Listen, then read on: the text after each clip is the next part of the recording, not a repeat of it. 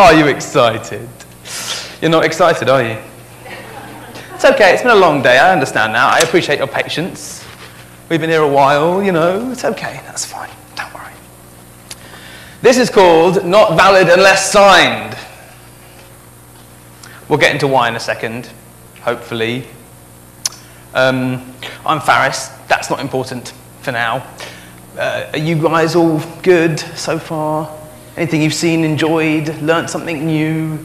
Have there been a lot of conversations about technology? Have there?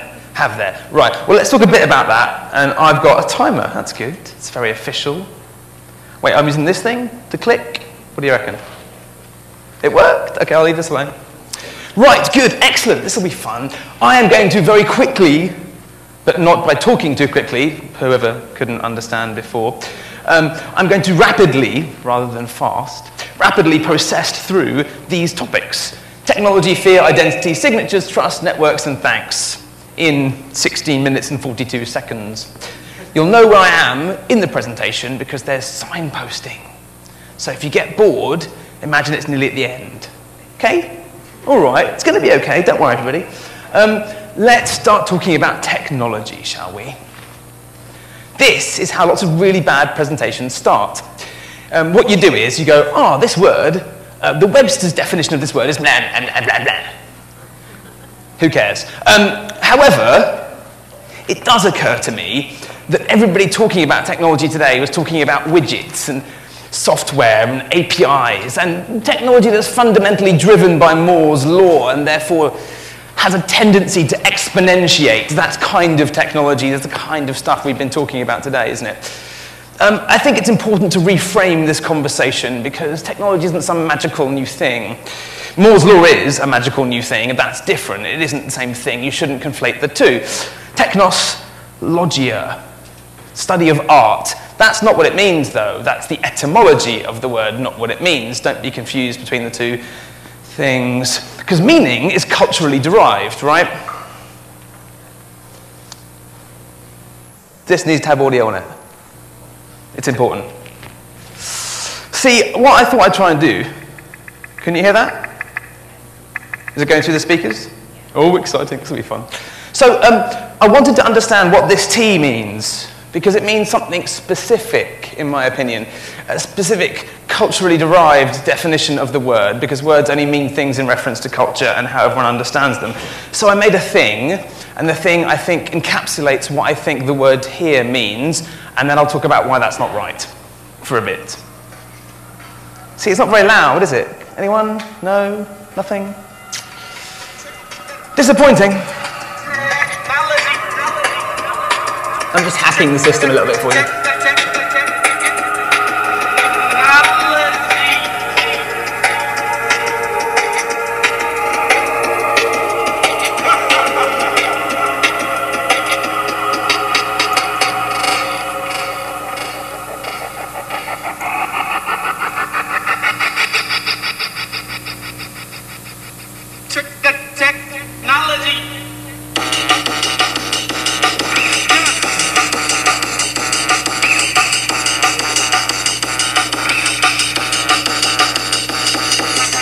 So that's what I think technology means in all your heads.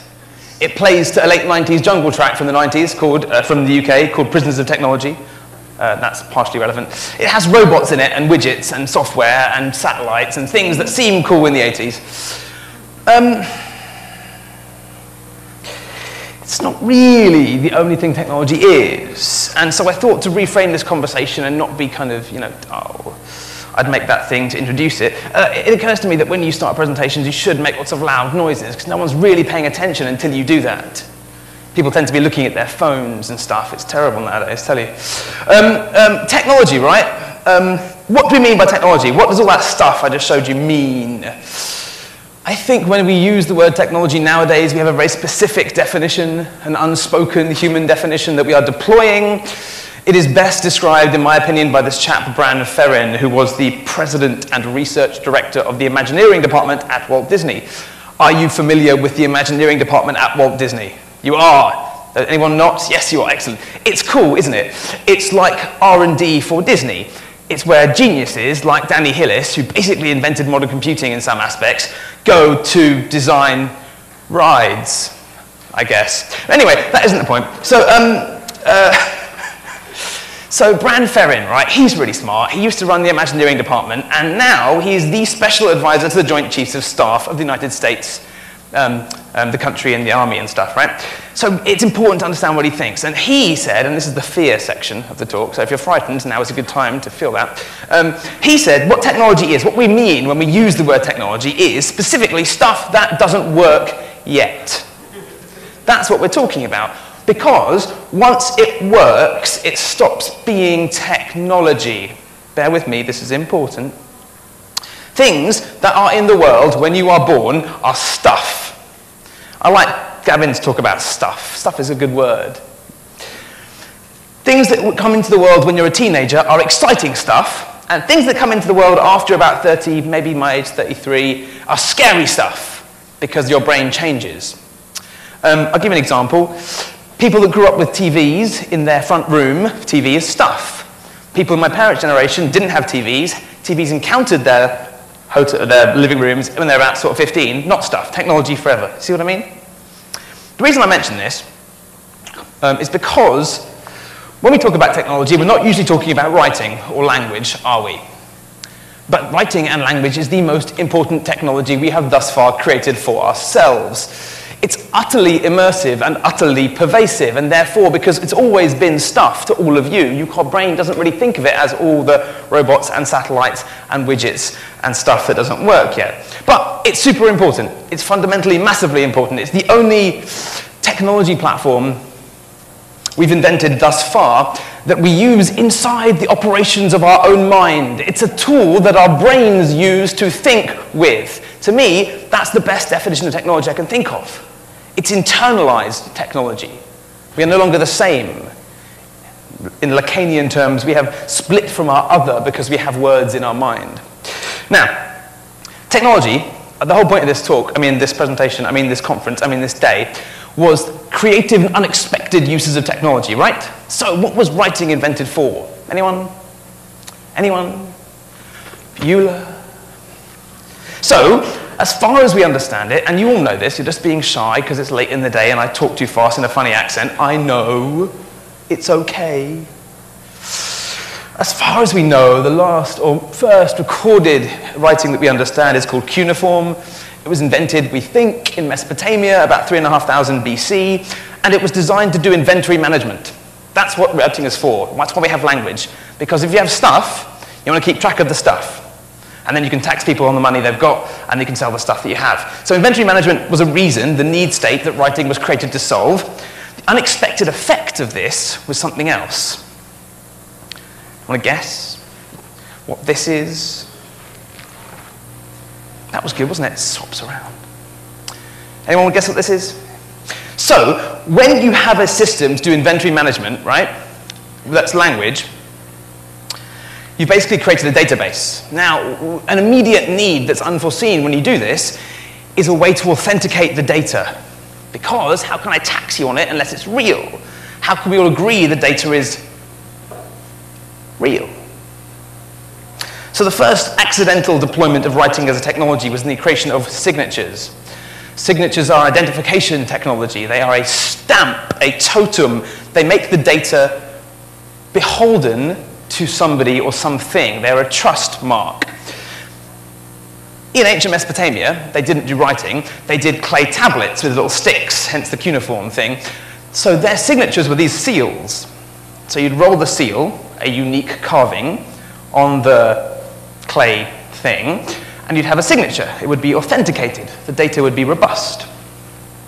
And really hard to fake, because like things when they're round in a circle look different when they're on a flat. You get the idea, right? So that was the first identity technology we created as a parallel, as a function of writing. And then about 5,000 years passed, and we still do it, basically, in this Hancock form, which you call the John Hancock signatures. We don't use seals anymore, we use handwriting.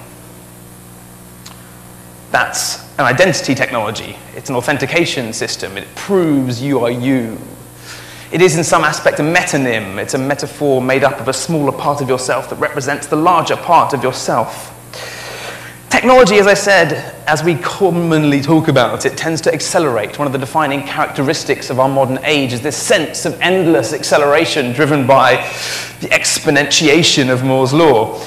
But other things don't change as fast. Oh, by the way, I like this tweet. I saw it when I was preparing this talk. Practicing your signature over and over again in case you become famous. Now, it's interesting to me. An autograph is not the same thing as a signature. Technically, an autograph is something written in your own hand. Graph, auto, self, graph, writing. But an autograph, legally speaking, is a drawing of your signature, an artistic impression of your signature, not legally binding on documents.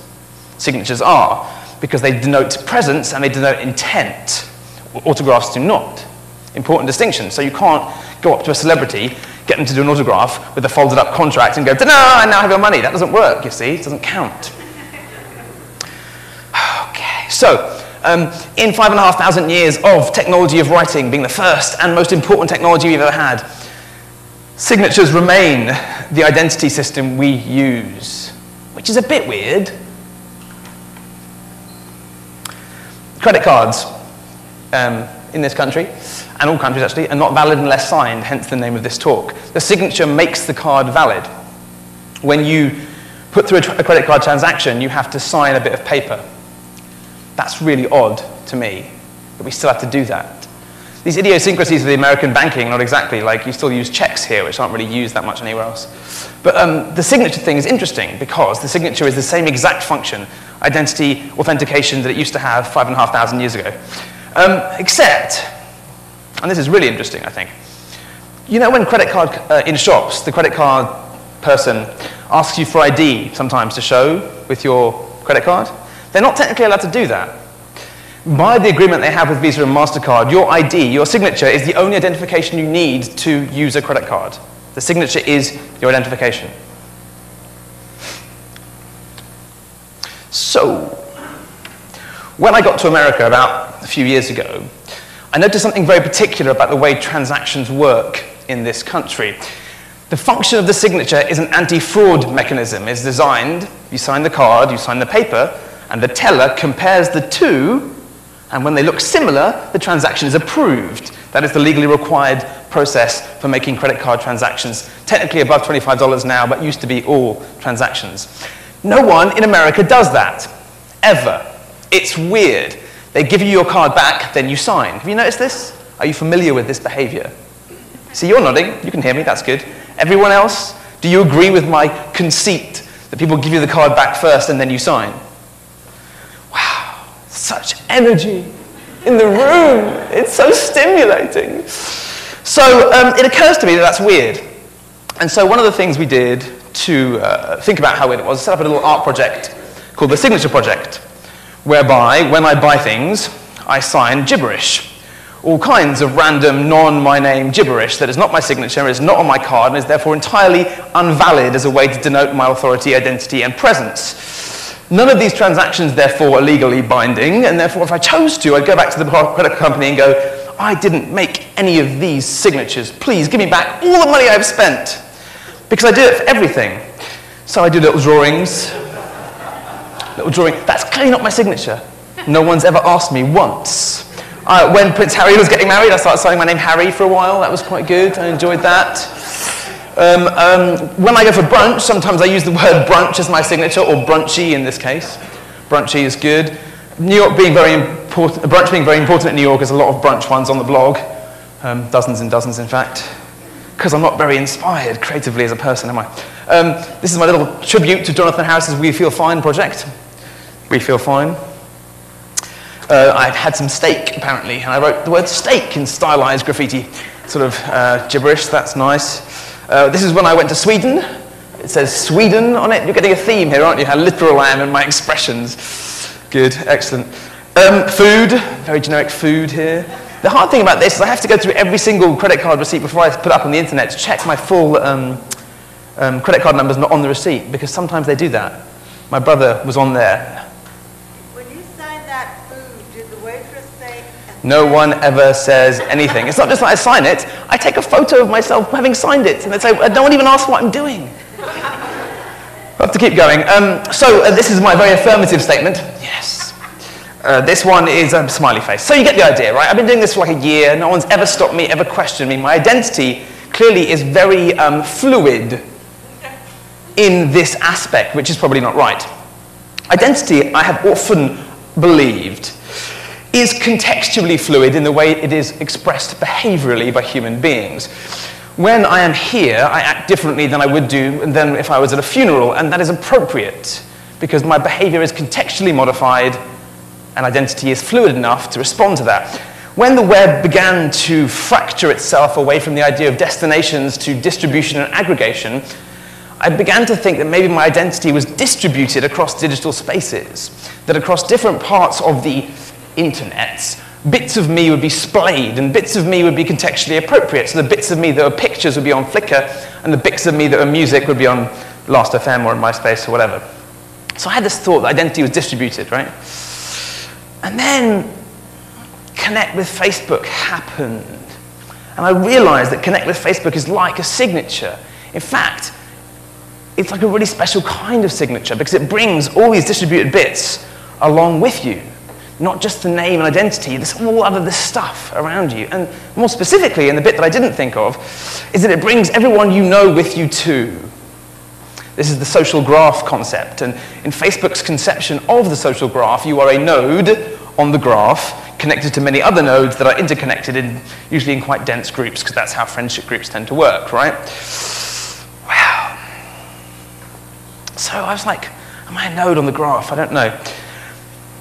One of the things that people have been speaking about today is the economic effects of internet-like systems. Airbnb is a really good one, right? Perfect information and free replication and distribution allows for the leveraging of economic surplus that was otherwise impossible to use, i.e. my living room. This is our listing on Airbnb. That's me, that's Rosie, that's our kitchen. So we wanted to rent out our living room on Airbnb because rent in Manhattan's really expensive. And when I came to New York, I was like, I live in Manhattan because, you know, it's got the big buildings and it looks like being in a film and everything. So we were doing this thing and we listed it. Well, I say we. Rosie did the listing part. And we were looking at it and I became incredibly uncomfortable. Incredibly uncomfortable. And I realized I was under conflict between two sides of myself. One that fundamentally believes human beings are good and pleasant and kind and generous. And one who has tried to sell in-box mobile phones on eBay and been endlessly harassed by apparently Nigerian princes. And I don't like it, and it makes me super stressed that I'm having this conflict because humanity is fundamentally good, but if you believe that, the people who aren't take advantage of it and mess up your stuff. And I'm like, I need a way to trust people that's brokering their identity. I need a way that I can feel comfortable to let random people into my apartment and let them stay there for money. And I realized this was the answer, right? Because individually, I don't know who you are. And it doesn't matter who you are individually, it's irrelevant fundamentally, because your name, unless I have heard of you, means nothing to me, and proving to me that I know that you are who you say you are is irrelevant to build trust, because I need reputation, I need connection, I need the right to complain, I need to know where you work and who your friends are. And so we have that. With LinkedIn and Facebook, I can not just see the pictures of your family, which are irrelevant, I can see everyone you know and where you work. And so it's super unlikely you're going to mess with my stuff, because I'll get you fired, basically. So what I realized potentially is that maybe we're not a node on the social graph. Maybe our identity is a networked idea, that our identity is fundamentally an aspect of the people we are connected to, that you are literally who you know. So that was kind of the idea. And we had these guys come and stay. These two really lovely guys from Cincinnati. And they had a wedding in town, I went to some shows. They seemed really excited about being in the city, and we kind of had a few drinks with them, and Rosie gave them some suggestions, and I tried to ignore them. And they were lovely. They were just insanely nice people who were polite and clean and go out of our way, and just good guests to have that also pay you money, which was cool. And just a couple of days ago, I got this in the mail, which I really wasn't expecting. It's a thank you note from our Airbnb guests. I've never sent a thank you note to a hotel before. But they sent me a thank you. I sent us a thank you note. Actually, more Rosie than me, as you can tell. It's not really, I'm just like afterthought, it's fine. They sent a thank you note, and I guess that was an unexpected consequence of Airbnb, was sort of making, I guess, friends. It was not what I intended it for, but that's kind of how it seems to have worked out. And I guess that brings us back down to signatures, because without the signature, handwritten notes don't work. Thanks.